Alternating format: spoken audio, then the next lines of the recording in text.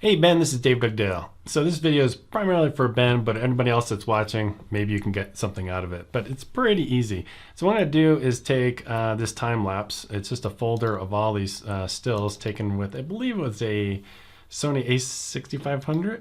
No, actually I think it was the a7R III in crop mode. So if I go to properties, you can see that they're 6 meg each. So let's go ahead and open Resolve. Okay, I'm opening a brand new project. Down here under settings, just to show you, I'm going to change this to, let's do 4K. So now I've got like a 4K timeline. Okay, so I'm just going to click on the media tab and I'm going to go find that folder right here, our weekend video, and I'm just going to add it to here. And you're going to see it came in as one file. Now, if I wanted to, I could go into here, and if I wanted to see each individual one, I could say show individual frames, which I don't really want to. That gets kind of confusing, but it's nice and neat having it right there. Now I've got a pretty beefy computer, but I'm just gonna take this, I'm gonna drag it down onto the timeline. And let's go ahead and trim it because I think I get into the car and I think I check my phone, which probably I don't want anybody to see me checking my phone. And so let's say we start it right there. And I don't know, we'll go like, oop, so I got back off again. Maybe we'll go to about right here, just for demonstration purposes. And then what I'm gonna do, since it was shot in a 4:3 aspect ratio, I'm just gonna zoom in, maybe get my framing to,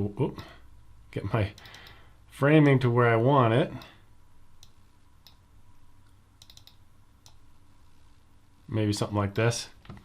And then I'm gonna go to the color tab to stabilize it, because right now if we watch it, you can see it's really jumpy and it should loop. Yeah, it's just looping over and over again. So it's really jumpy. So what I'm gonna do is go to the stabilizer right here, and I'm gonna say lock camera lock, and I'm just gonna press stabilize. Watch how fast it goes.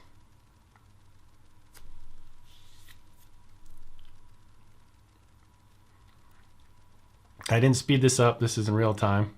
And again, these are all 6K still images. So I can play it back here, or I could go to the edit tab and I can play it back here. And once, I think, here, let me, I'll just keep playing it over and over again. So you can see, I don't know how well you can see it on yours, but it's really smooth. So I'm actually playing back the still images. I'm not playing some AVI file that the Sony A7S created or something like that, because those AVI files are fair to work with, like you guys talked about on the podcast. I really don't like them. So yeah, let's just finish this one off really quick. I'm just gonna go into the color tab. I don't know, maybe we'll try playing with the contrast a little bit. Maybe change the where the pivot is. Let's add a new node. Let's say I like the sky a little bit darker. I'm going to go ahead and bring up the scopes. And I've got some room up here, as you can see. So what I'm going to do is I'm going to go to the saturation right here and just click on the blue color and then just bring it up. And you can see on the scopes it's bringing that up as well. Maybe I'll bring it up to about here.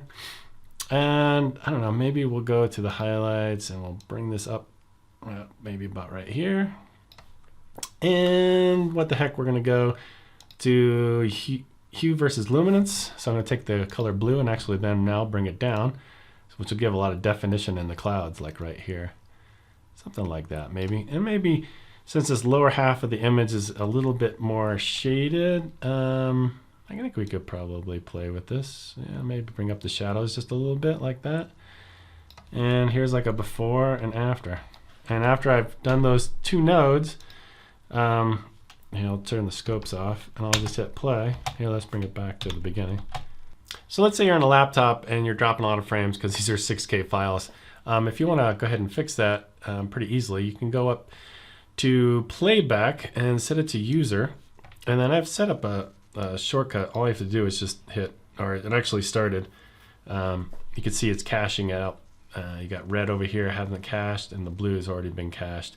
It'll take a few seconds and then it's done. So even if you're on a laptop, and you can watch back now, it's nice and smooth.